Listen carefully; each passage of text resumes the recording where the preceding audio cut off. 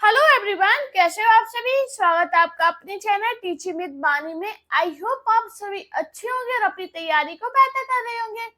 दोस्तों, आज की क्लास में हम टीजीटी पीजीटी एग्जाम में बनने वाले उपन्यास के महत्वपूर्ण प्रश्नों करेंगे। तो चलिए आज की वीडियो को स्टार्ट करते हैं।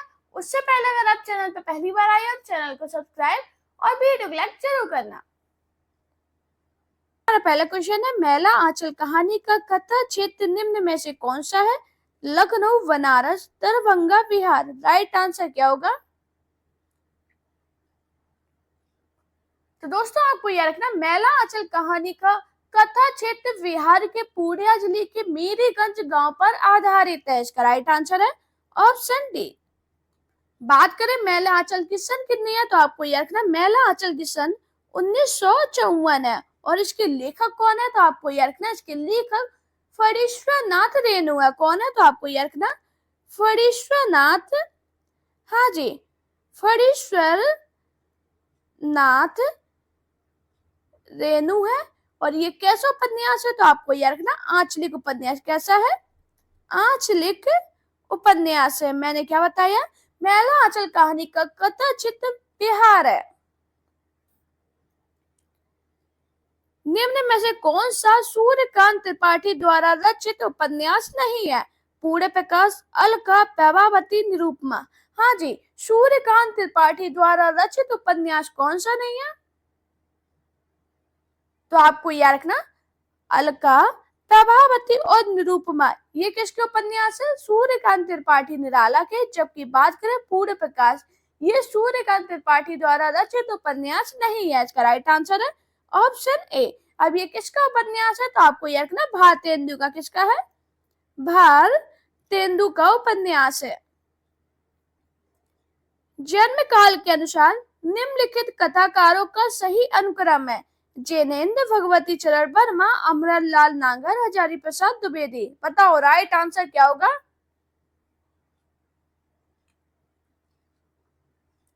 हाँ जी, अगर आपको इनके जन्म मृत्यु याद है तभी ये क्वेश्चन कर पाओगे। तो जल्दी से बताइए, भगवती चरण वर्मा का जन्म कब हुआ था और मृत्यु? तो आपको याद रखना, भगवती चरण वर्मा का जन्म 1903 में हुआ था और मृत्यु कब हुई थी, तो आपको याद रखना, 1981 में। बात करें जैनेन्द्र का जन्म कब हुआ था, तो आपको याद रखना, 1905 में। और मृत्यु कब हुई थी, तो आपको याद रखना, 1988 में। हजारी प्रसाद द्विवेदी का जन्म कब हुआ था, तो आपको याद रखना, 1907 में। और मृत्यु कब हुई थी? 1979 में। हाँ जी, अब बताइए, अमरलाल नागर, इनका जन्म कब हुआ था? 1916 में। और मृत्यु कब हुई थी? 1990 में। हाँ जी, तो अब बताइए इसका क्रम क्या होगा? सबसे पहले कौन आएंगे, तो आपको याद रखना, भगवती चरण वर्मा, जैनेन्द्र, हजारी प्रसाद द्विवेदी, अमरलाल नागर। इसका राइट आंसर है ऑप्शन डी। हिंदी में तिलस्मी ए यारी उपन्यास के प्रवर्तक कौन है? श्री हरिकृष्ण जौहर, बाबू देवकी नंदन खत्री, किशोरी लाल गोस्वामी, गोपाल राम गहमरी। हाँ जी, जल्दी से बताओ राइट आंसर क्या होगा? तो आपको याद रखना, हिंदी साहित्य में तिलस्मी अय्यारी उपन्यास के प्रवर्तक बाबू देवकी नंदन खत्री हैं। इसका राइट आंसर है ऑप्शन बी।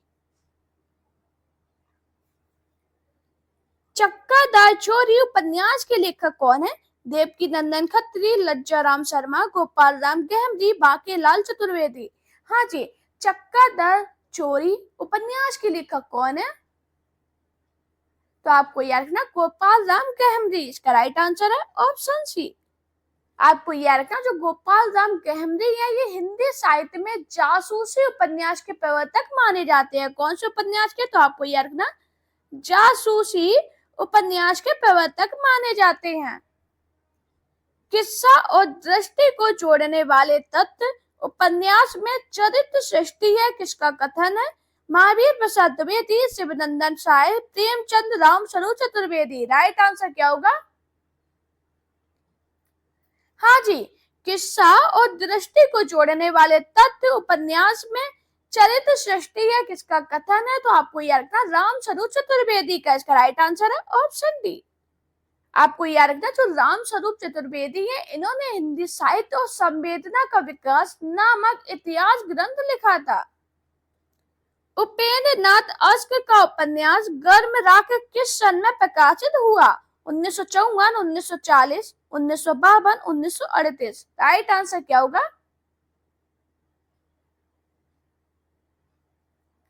तो आपको याद रखना उपेंद्र नाथ अश्क का उपन्यास गर्म राख 1952 ईस्वी में प्रकाशित हुआ था। इसका राइट आंसर है ऑप्शन सी। आपको याद रखना जो अश्क जी को मध्यम वर्ग की चितेरा उपन्यासकार कहा जाता है। कौन सा उपन्यासकार? तो आपको याद रखना चितेरा। बाजार के बीच बाजार के खिलाफ की लेखिका का नाम है? मैत्री पुष्पा, नासिरा शर्मा, प्रभा खेतान, वृंदा करात। हाँ जी, बाजार के बीच बाजार के खिलाफ की लेखिका का नाम क्या है? तो आपको याद रखना प्रभा खेतान। इसका राइट आंसर है ऑप्शन सी। आचार्य हजारी प्रसाद द्विवेदी द्वारा लिखित उपन्यास निर्वासिता पुनर्नवा बुधुआ की बेटी निरुपमा। हाँ जी, आचार्य हजारी प्रसाद द्विवेदी द्वारा लिखित उपन्यास कौन सा है? तो आपको याद रखना पुनर्नवा। इसका राइट आंसर है ऑप्शन बी। जबकि बात करें निर्वासिता, ये किसका उपन्यास है? तो आपको याद रखना अनूप लाल। हाँ जी, किसका उपन्यास है? अनूप लाल मंडल द्वारा रचित। किसके द्वारा? अनूप लाल मंडल द्वारा रचित उपन्यास है। बुधुआ की बेटी उग्र द्वारा रचित उपन्यास है। और बात करें निरूपमा, ये निराला द्वारा रचित उपन्यास है। इंपॉर्टेंट है, स्क्रीनशॉट ले लेना। पंडित श्रद्धाराम फुलेरी के उपन्यास भागवती का रचना काल क्या है? 1886, 1877, 1892, 1900। हाँ जी, पंडित श्रद्धाराम फुलेरी के उपन्यास भागवती का रचना काल क्या है? तो आपको याद रखना 1877। इसका राइट आंसर है ऑप्शन बी। झूठा सच के दूसरे भाग का शीर्षक है वतन और देश, देश का भविष्य, देश का वर्तमान, देश की स्थिति। हाँ जी, झूठा सच के दूसरे भाग का शीर्षक क्या है? तो आपको याद रखना झूठा सच के दूसरे भाग का शीर्षक देश का भविष्य है। इसका राइट आंसर है ऑप्शन बी। बात करें पहले भाग का शीर्षक क्या है? तो आपको याद रखना वतन और देश। हाँ जी, ये पहला भाग है और ये दूसरा भाग है। बात करें झूठा सच उपन्यास के लेखक कौन है? तो आपको याद रखना यशपाल। हाँ जी, कौन है? यशपाल। फणीश्वर नाथ रेणुकृत आंचलिक उपन्यास मेघनयनी गोदान शेखर एक जीवनी मेला आंचल। हाँ जी, फणीश्वर नाथ रेणुकृत आंचलिक उपन्यास कौन सा है? तो आपको याद रखना मेला आंचल। इसका राइट आंसर है ऑप्शन डी। बात करें मेला आंचल की सन कितनी है? तो आपको याद रखना 1954। राग दरबारी की रचनाकार है जैनेन्द्र मोहन राकेश, श्रीलाल शुक्ल, कमलेश्वर। हाँ जी, राग दरबारी के रचनाकार कौन है? तो आपको याद रखना राग दरबारी के रचनाकार श्रीलाल शुक्ल है। इसका राइट आंसर है ऑप्शन सी। बात करें राग दरबारी की सन कितनी है? तो आपको याद रखना 1968। इनमें से कौन सा उपन्यास प्रेमचंद का नहीं है? निर्मला, सुनीता, गबन, प्रतिज्ञा। हाँ जी, कौन सा उपन्यास है जो प्रेमचंद का नहीं है? तो आपको याद रखना सुनीता उपन्यास प्रेमचंद का नहीं है। इसका राइट आंसर है ऑप्शन बी। बात करें सुनीता की सन कितनी है? तो आपको याद रखना 1934। अब ये सुनीता उपन्यास प्रेमचंद का नहीं है तो किसका है? तो आपको याद रखना जैनेन्द्र का। किसका है? जैनेन्द्र का उपन्यास है। वयम रक्षामा किसकी रचना है? रंगे राघव, अमरल लाल नागर, चतुर्सेन शास्त्री, हजारी प्रसाद द्विवेदी। हाँ जी, वयम रक्षामा किसकी रचना है? तो आपको याद रखना चतुर्सेन शास्त्री की। इसका राइट आंसर है ऑप्शन सी।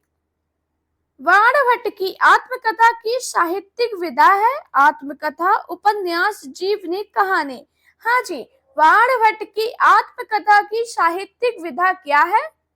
तो आपको ये रखना उपन्यास। इसका राइट आंसर है ऑप्शन बी। बात करें वाणभट्ट की आत्मकथा, ये किसका उपन्यास है? तो आपको ये रखना हजारी प्रसाद द्विवेदी का किसका है? हजारी प्रसाद। हाँ जी, ये बहुत हजारी प्रसाद द्विवेदी का पूछा जाता है कि बाणभट्ट की आत्मकथा ये किसका उपन्यास है, तो आपको यह रखना हजारी प्रसाद द्विवेदी का। इसकी सन कितनी है, तो आपको यह रखना 1946। चित्रलेखा किसकी रचना है? भगवती चरण वर्मा, प्रेमचंद, जयशंकर प्रसाद, महादेवी वर्मा। हाँ जी, चित्रलेखा किसकी रचना है, तो आपको यह रखना भगवती चरण वर्मा की। इसका राइट आंसर है ऑप्शन ए। बात करें चित्रलेखा की सन कितनी है, तो आपको यह रखना 1934। छाया मत छूना मन, इस उपन्यास के लेखक है हरिसुमन बिष्ट, शैलेश मटियानी, हिमांशु जोशी, सुभाष जोशी। हाँ जी, छाया मत छूना मन, इस उपन्यास के लेखक कौन है, तो आपको याद रखना हिमांशु जोशी। इसका राइट आंसर है ऑप्शन सी। जिंदगी नामा उपन्यास की लेखिका है गौरा पंत शिवानी, मन्नू भंडारी, कृष्णा सोबती, मृदुला गर्ग। हाँ जी, जिंदगी नामा उपन्यास की लेखिका कौन है, तो आपको याद रखना कृष्णा सोबती। इसका राइट आंसर है ऑप्शन सी। बात करें इसकी सन कितनी है जिंदगी नामा की, तो आपको याद रखना 1979। प्रकाशन वर्ष की दृष्टि से प्रेमचंद की औपन्यासिक कृतियों का सही अनुक्रम है रंगभूमि, सेवा सदन, कर्मभूमि, गोदान। बताओ राइट आंसर क्या होगा? सबसे पहले बात करें सेवा सदन, इसकी सन कितनी है, तो आपको यह रखना 1918। रंगभूमि की सन कितनी है, तो आपको यह रखना 1925। कर्मभूमि की सन कितनी है, 1932। गोदान की सन कितनी है, 1936। हाँ जी, तो इसका क्रम क्या होगा? सेवा सदन, रंगभूमि, कर्मभूमि, गोदान। इसका राइट आंसर है option D. Post box number 203 Nala Sopara किसकी रचना है? अलका शराब की, प्रभा खेतान, मैत्री पुष्पा, चित्रा मुदगल। हाँ जी, post box number 203 Nala Sopara किसकी रचना है? दोस्तों, काफी लोग चैनल पे पहली बार आए होंगे, उन सभी से रिक्वेस्ट कर रही हूँ प्लीज चैनल को सब्सक्राइब करके वीडियो को लाइक जरूर करना, कमेंट में जरूर बताना आपका स्कोर कितना गया। अभी इसका आंसर बताइए। Post box number 203 Nala Sopara किसकी रचना है? आपको याद रखना चित्रा मुदगल की। इसका राइट आंसर है ऑप्शन डी। आचार्य शुक्ल के अनुसार अंग्रेजी ढंग का हिंदी का पहला मौलिक उपन्यास है भागवती, नूतन ब्रह्मचारी, परीक्षा गुरु, निस्साय हिंदू। हाँ जी, आचार्य शुक्ल के अनुसार अंग्रेजी ढंग का हिंदी का पहला मौलिक उपन्यास कौन सा है? तो आपको याद रखना परीक्षा गुरु। इसका राइट आंसर है ऑप्शन सी। परीक्षा गुरु उपन्यास किसका है? तो आपको याद रखना लाला श्री निवास दास का। किसका है? लाला श्री निवास का। हाँ जी, आपको याद रखना परीक्षा गुरु बहुत एग्जाम में रहता है, शायद ही कोई एग्जाम होगा जिसमें परीक्षा गुरु उपन्यास से क्वेश्चन ना बनाओ। बात करें परीक्षा गुरु की सन कितनी है, तो आपको याद रखना 1882।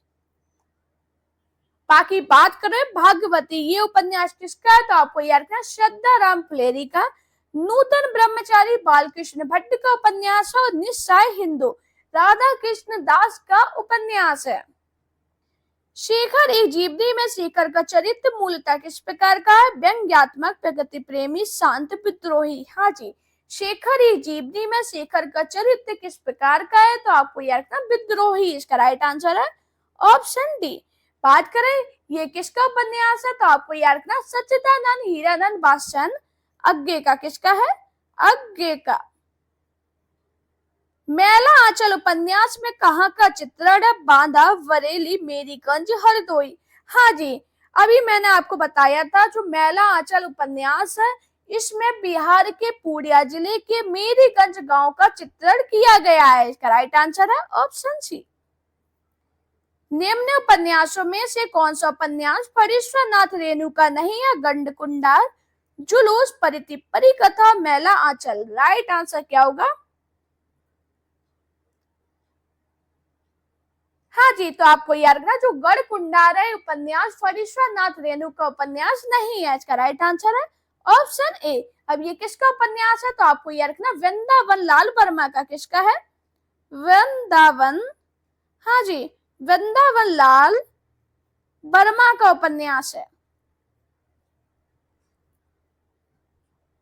मनोहर श्याम जोशी का उपन्यास है।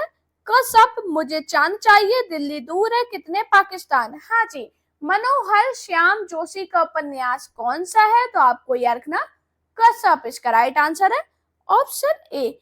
बात करें इसकी सन कितनी है, तो आपको याद रखना कसब की सन 1982 है।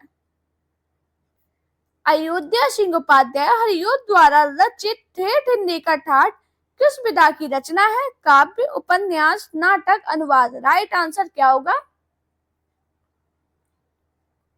तो दोस्तों आपको याद रखना जो अयोध्या सिंह उपाध्याय हरिओं द्वारा रचित ठेठ हिंदी का ठाठ है, ये उपन्यास है। इसका राइट आंसर है ऑप्शन बी। चंदर और सुधा की भावुकतापूर्ण करुणा कहानी का चित्रण निम्न में से किस उपन्यास में हुआ? नदी के दीप, अंधेरे बंद कमरे, गुनाहों का देवता, सूरज का सातवां घोड़ा।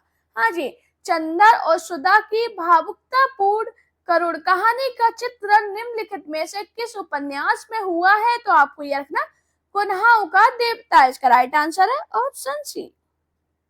बात करें ये किसका उपन्यास है, तो आपको याद रखना धर्मवीर भारती का। किसका है? धर्मवीर भारती का उपन्यास।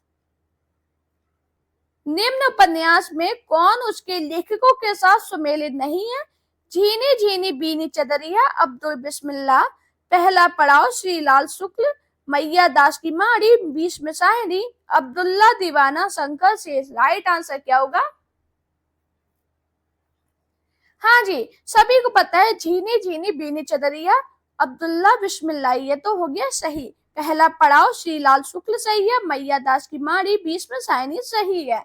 जबकि बात करें अब्दुल्ला दीवाना, शंकर शेष, यही गलत है। इसका राइट आंसर है ऑप्शन डी। बात करें अब्दुल्ला दीवाना, इसके लेखक कौन है? तो आपको याद रखना लक्ष्मी नारायण लाल। क्या नाम है? लक्ष्मी नारायण, हाँ जी, लक्ष्मी नारायण लाल का ये नाटक है, ये शंकर शेष का नाटक नहीं है। डॉक्टर हजारी प्रसाद द्विवेदी के किस उपन्यास को वृक्ष आख्यान भी कहा जाता? पुनर्नवा, चारुचंद्र लेख, अनामदास का पोथा, वाणभट्ट की आत्मकथा। राइट आंसर क्या होगा?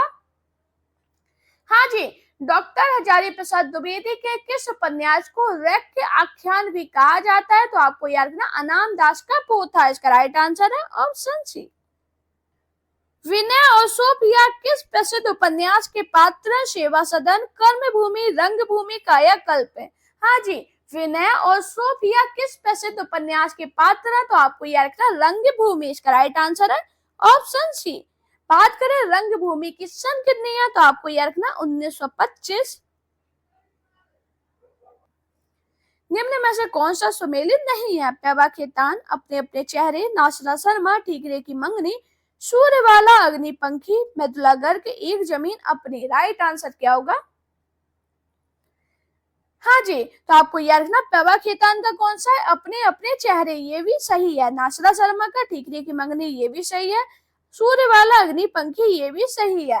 जबकि बात करें एक जमीन अपनी, मृदुला गर्ग, यही गलत है। इसका राइट आंसर है ऑप्शन डी।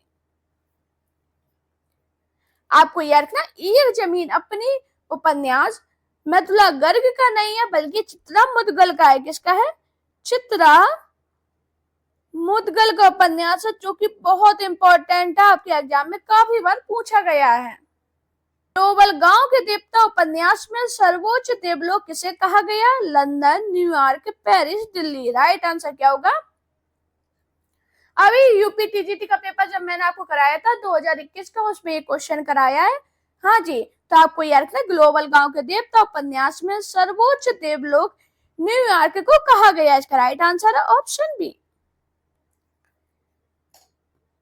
प्रेम कहानी में उठने वाली सामाजिक अवरोधों की पृष्ठभूमि पर लिखा गया उपन्यास है। हाँ जी, नीलू नीलिमा नीलोफर, भीष्म साहिनी, जुलूस, फणीश्वर नाथ रेणु, खुदा सही सलामत है, रविंद्र कालिया, मुझे चांद चाहिए, सुरेंद्र वर्मा। हाँ जी, राइट आंसर क्या होगा? तो आपको याद रखना, प्रेम कहानी में उठने वाले सामाजिक अवरोधों की पृष्ठभूमि पर लिखा गया उपन्यास भीष्म सायनी का नीलू नीलिमा नीलोफर है। इसका राइट आंसर है ऑप्शन ए। एक ही कथानक चेतन उपेंद्र नाथ के कई उपन्यासों का केंद्रीय पात्र है। उनके किस उपन्यास का नायक चेतन नहीं है? गिरती दीवारें, गर्म राग, शहर में घूमता आईना, एक नन्ही कंदील। राइट आंसर क्या होगा? तो आपको याद रखना, गर्म राख इसका राइट आंसर है ऑप्शन बी। दोस्तों, अगर आपको मेरी वीडियो पसंद आई हो तो वीडियो को लाइक कीजिए, चैनल को सब्सक्राइब कीजिए, अपने दोस्तों के साथ वीडियो शेयर करना, मेरा Telegram account, Insta account, Facebook page पे मुझे फॉलो कीजिए।